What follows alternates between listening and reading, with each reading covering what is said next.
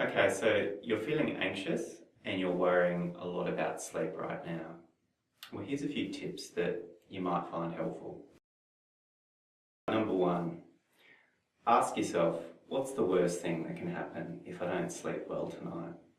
If you think hard about that one, you'll probably come to the conclusion that you'll be feeling sleepy the next day. And ask yourself if you're able to cope with those sorts of feelings. Maybe remind yourself of times in the past when you've been sleep deprived during the day and you've been able to cope with it. Or you might have been able to have coped with similarly stressful circumstances.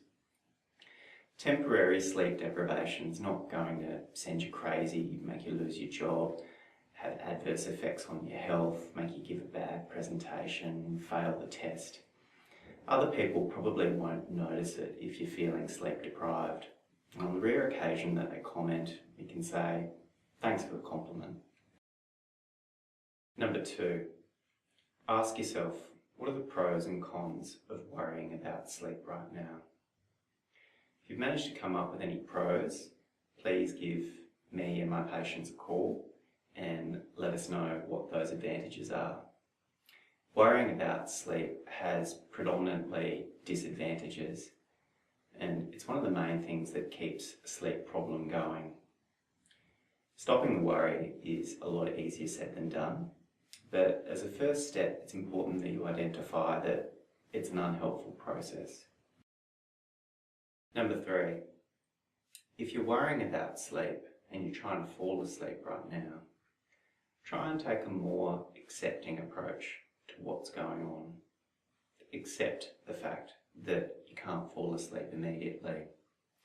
This is a bit of a different mindset, and you might want to try and compare differences in how quickly you fall asleep or differences in how much you worry about sleep when you have a more accepting approach towards insomnia versus one where you seem to resist it more.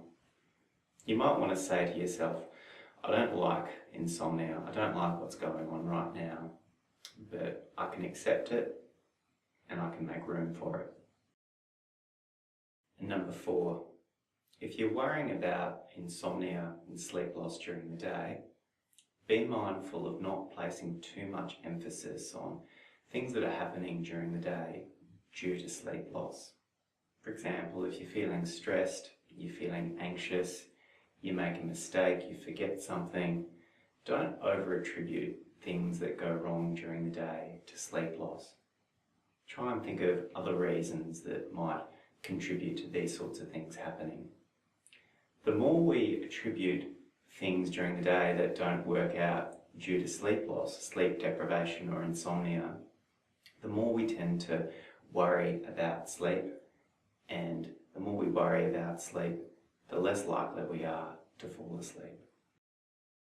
Okay, so in summary, if you're worrying about sleep, number one, ask yourself, what's the worst thing that can happen? Number two, think about the pros and cons of worrying about sleep and insomnia. Number three, try and take a more accepting approach towards insomnia.